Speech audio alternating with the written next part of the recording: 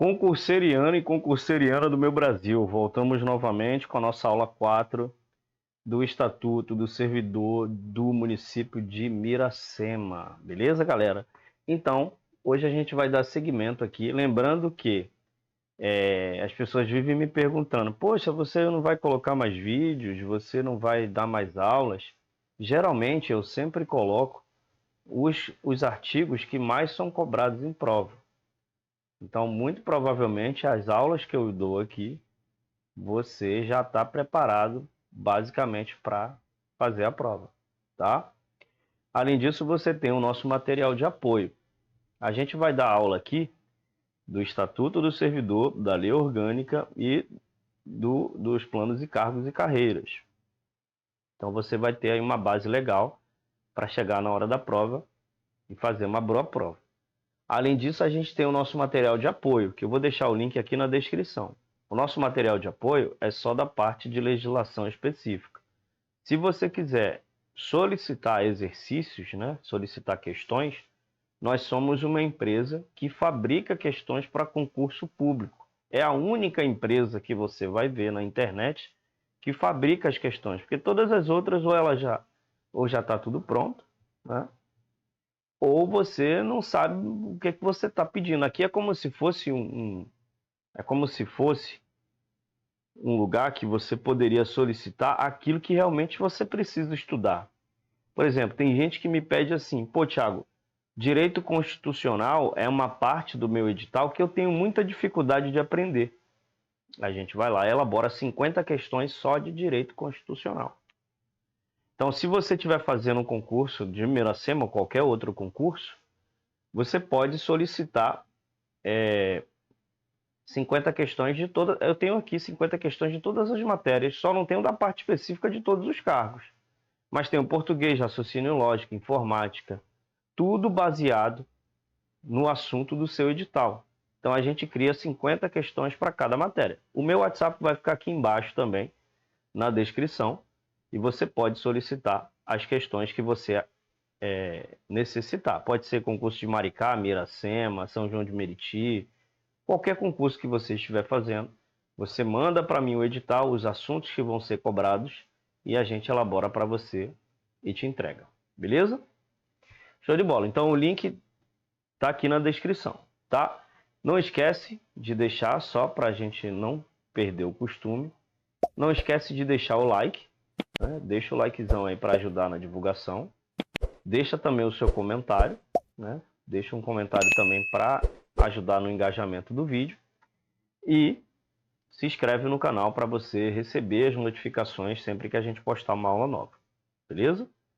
Então, sem mais delongas, vamos falar hoje do exercício. O que é exercício? Exercício é basicamente você meter a mão na massa. Começar a trabalhar é você entrar em exercício. Então, sempre pense que você vai passar por 3 etapas. A primeira é a nomeação, a segunda é a posse e a terceira é exercício. Depois do exercício, você ainda entra no estágio probatório. Mas você vai seguir essas 3 etapas aí para você começar a trabalhar, tá? Então, o que é o exercício? O exercício aqui, ele fala, o exercício é o efetivo desempenho das atribuições do cargo. Então, quando você começa a trabalhar, significa que você entrou em exercício. Ah, Thiago, existe um prazo? Sim. Aqui é de 10 dias o prazo para o servidor entrar em exercício. Contados o quê? Da data da posse. Então, eu sempre aconselho os meus alunos a entrou em posse, né, assinou lá o seu termo de posse, e imediatamente começa a trabalhar, imediatamente entra em exercício, né? Essa é a dica que eu sempre dou, porque a partir desse momento é que começa a contar a sua remuneração. É a partir daquele momento que você entra em exercício que você já começa a contar ali, não só a sua remuneração, mas tudo, né? Vai contar a sua aposentadoria, enfim. Então, quanto mais rápido você entrar em exercício, mais rápido você recebe e mais rápido você começa o seu tão sonhado sonho de ser uma pessoa concursada, tá? ou do ato que lhe determinar o aproveitamento. O aproveitamento a gente sabe que é quando o servidor ele entra em aproveitamento, né? De repente o cargo dele foi extinto, né? Então ele entra em aproveitamento, tá? Show de bola. Então, o servidor ele tem 10 dias, contados a partir da data da posse, para começar a desempenhar as funções do seu cargo. Então, dentro desse período de 10 dias, o servidor deve começar a realizar as tarefas e responsabilidades associadas ao seu cargo. Se o servidor não entrar em exercício, aí a gente entra no parágrafo 2. Será exonerado. Servidor empossado que não entrar em exercício no prazo previsto no parágrafo anterior vai ser o quê? Chutado. Vai ser exonerado. Tiago, mas eu vou ser exonerado mesmo? Não vou ter direito à ampla defesa? Nada. Não. Você não tem direito, você é exonerado. Perde todo o seu sonho, perde tudo, foi jogado por água abaixo. Então tem que tomar muito cuidado com isso, tá? Cabe à autoridade competente do órgão para onde for designado o servidor dar-lhe o exercício. Então aqui, a autoridade competente geralmente se refere ao indivíduo ou grupo de indivíduos que tem o poder legal ou oficial de tomar decisões ou dar ordens dentro da organização administrativa. Então, no contexto da administração pública, isso pode ser feito por um supervisor, um gerente, seu chefe, diretor ou outra pessoa em uma posição de liderança. Então, vai caber a ele dar esse start. Vai lá, filho. Vai que o cargo é seu. Beleza? Show de bola. Então, aqui no artigo 29, o início, a suspensão, a interrupção e o reinicio do exercício serão registrados no assentamento individual do servidor. Beleza? Então, aqui esse trecho ele indica que todas as mudanças no status do exercício de um servidor público deve ser documentada em seu registro individual. Isso inclui o início, que é quando o servidor começa a desempenhar suas funções, a suspensão, que é quando o servidor é temporariamente impedido de desempenhar suas funções, a interrupção, que ele fala aqui, quando o indivíduo, quando o servidor ele para desempenhar suas funções por um período, ele para, quando o servidor para desempenhar suas funções por um período, e o reinicio do exercício, que ele está falando aqui, o reinicio do exercício. Aqui, é quando o servidor retorna às suas funções após uma suspensão ou interrupção. Então, o assentamento individual, o que é o assentamento individual? Vou colocar aqui para você não esquecer. É um registro oficial que contém informações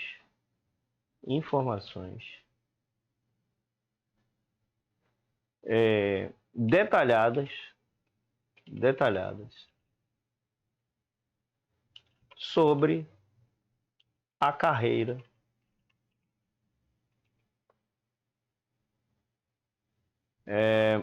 de um servidor público. Vou botar aqui abreviado para de um servidor público. Então, isso que quer dizer assentamento individual. Aí inclui, vai incluir nesse assentamento as nomeações, as promoções, as transferências, a licença. Tudo que você faz é registrado nesse documento. Beleza? Show de bola. Então aqui vai falar das formas de movimentação de pessoal. Quais são as formas de movimentação pessoal? A remoção, a redistribuição e a disposição.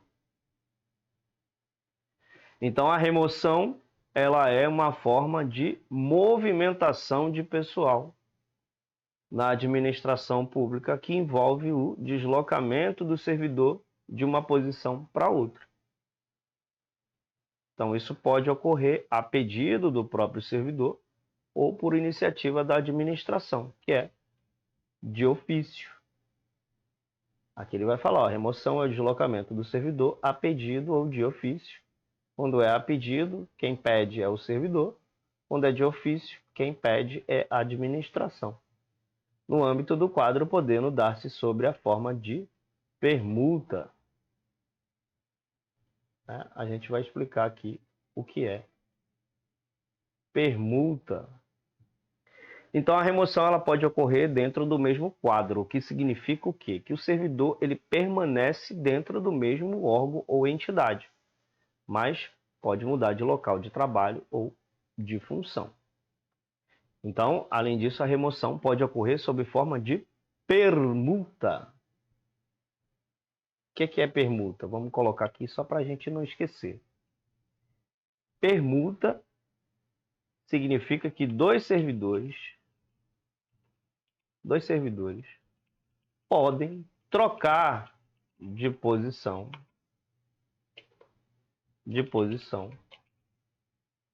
entre si. Assumindo, então aí, né? Ele vai assumir as responsabilidades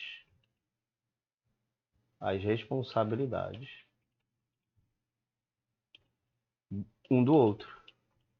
É basicamente isso. Vou colocar aqui para ficar mais tranquilo de ler.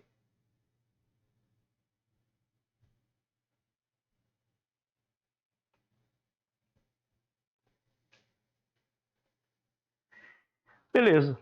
Então, dois servidores podem trocar de posição entre si, assumindo as responsabilidades um do outro. Isso é permuta. Tá? Então, vou colocar aqui mais para cá, para não atrapalhar. Ok? Show de bola. Então, isso pode ali, né? Pode ser benefício em situações onde cada servidor possui habilidades ou experiências que são mais adequadas para a posição do outro. Então, se um servidor, um exemplo, né? Se um servidor em um departamento de saúde tem experiência em epidemiologia, por exemplo, e está atualmente trabalhando em administração de saúde, e outro servidor no mesmo departamento tem experiência em administração e está trabalhando em epidemiologia, o que é que vai fazer? Vai trocar. Show de bola? Então, remoção é isso. Aí aqui ele vai falar da redistribuição.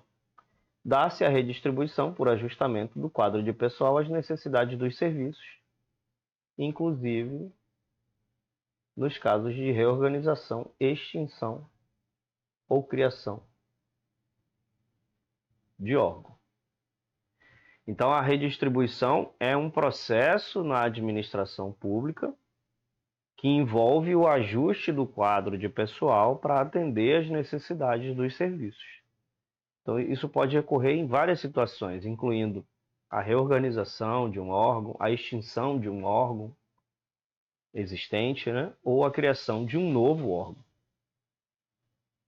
Então, por exemplo, se um órgão público está sendo reorganizado e alguma de suas funções estão sendo transferidas para outro órgão, os servidores que desempenham essas funções podem ser redistribuídos para um novo órgão. Então, da mesma forma, se um órgão está sendo extinto, os servidores desse órgão podem ser redistribuídos para outros órgãos, onde suas habilidades e experiências podem ser úteis. Então, a redistribuição é uma ferramenta importante para garantir que os recursos humanos na administração seja utilizado de maneira eficaz, de maneira eficiente. Beleza? Aqui nos casos de extinção de órgãos, os servidores estáveis que não puderem ser redistribuídos na forma desse artigo serão colocados em disponibilidade, até seu aproveitamento na forma prevista nesta lei. Então, aqui no caso da extinção de algum órgão, né, os servidores estáveis, ou seja, aquele que já passou no estágio probatório, aquele que já tem sua estabilidade, que não puderem ser redistribuídos na forma deste artigo, serão colocados em disponibilidade. Então, o servidor ele fica em casa. Basicamente, ele fica em casa. Ele recebe o salário, tudo certinho, mas ele fica ali em stand-by até o seu aproveitamento na forma prevista nessa lei. Beleza? Ele fica aguardando até o seu aproveitamento. Que aproveitamento a gente já aprendeu, né? Então, disposição. Disposição é a cessão do servidor para ter exercício por prazo determinado em órgão ou entidade diversa do quadro em que se encontrar lotado seu cargo, observada a conveniência do serviço. Então, beleza, a disposição é um processo na administração pública que permite que um servidor seja cedido para trabalhar em um órgão ou entidade diferente daquele em que seu cargo está lotado. Então, isso geralmente ocorre por um período de tempo determinado e deve ser feito de acordo com a conveniência do serviço. Então, por exemplo, se um servidor público que trabalha em um departamento de saúde tem habilidades ou experiências ali que seriam úteis em um projeto especial sendo realizado ali por um departamento de meio ambiente, esse servidor pode ser cedido para o departamento do meio ambiente por um período determinado e durante esse tempo o servidor estaria em exercício no departamento de meio ambiente, mesmo que seu cargo oficial ainda esteja lotado no departamento de saúde. Beleza? Então, a disposição ela permite que a administração pública utilize de maneira eficaz as habilidades, expertises, e experiências de seus servidores, garantindo que os recursos humanos possam ser alocados onde mais são necessários. Então, a disposição poderá ocorrer para quadro do Poder Legislativo, né?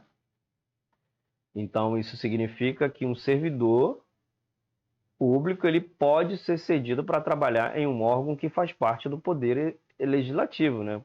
Como a Câmara dos Deputados ou o Senado. E a disposição também poderá ocorrer para órgão ou entidade da União ou do Estado. Então, aqui o servidor público pode ser cedido para trabalhar em um órgão ou entidade que faz parte da administração pública federal, que é a União ou estadual. Então, em todos esses casos, a disposição é feita de acordo com a conveniência do servidor e geralmente por um período de tempo determinado. Beleza? Show de bola. Então, aqui ele fala, na hipótese do inciso 2 do artigo, a disposição se dará sem ônus para o município. Né? Então, esse parágrafo está indicando que, no caso de um servidor ser cedido para um órgão ou entidade da União ou do Estado, conforme mencionado no inciso 2, a disposição ocorrerá sem ônus para o município. Isso significa que o município não será financeiramente responsável pelos custos associados à disposição do servidor. O parágrafo 2, a disposição que decorra do cumprimento de requisição prevista em lei federal será com ônus para o município, se a lei específica assim determinar. Então, esse parágrafo está estabelecendo que a disposição, se a disposição ocorrer como resultado do cumprimento de uma requisição prevista em lei federal, haverá ônus para o município, se a lei específica assim o determinar. Então, isso significa que o município ele será financeiramente responsável pelos custos associados à disposição do servidor, se a lei federal aplicável exigir. Tá? Então, aqui no artigo 30, o ato de disposição é de competência do prefeito municipal, que é o nosso poder executivo, não podendo haver delegação. Então, aqui o ato de disposição é de competência do prefeito, não pode haver delegação. Então, ele é responsável, né? A responsabilidade é do prefeito de decidir sobre a disposição de um servidor e que essa responsabilidade não pode ser delegada a outra pessoa ou entidade. Então, essas disposições ajudam a esclarecer quem é responsável pela disposição de um servidor e quem é responsável pelos custos associados a essa disposição. Show? Maravilha! Então, hoje a gente fica por aqui, né? Espero que vocês tenham gostado dessa aula. Uma aula bem curtinha, mas espero que vocês tenham gostado dessa aula. A gente vai falar ainda da vacância, tá, galera?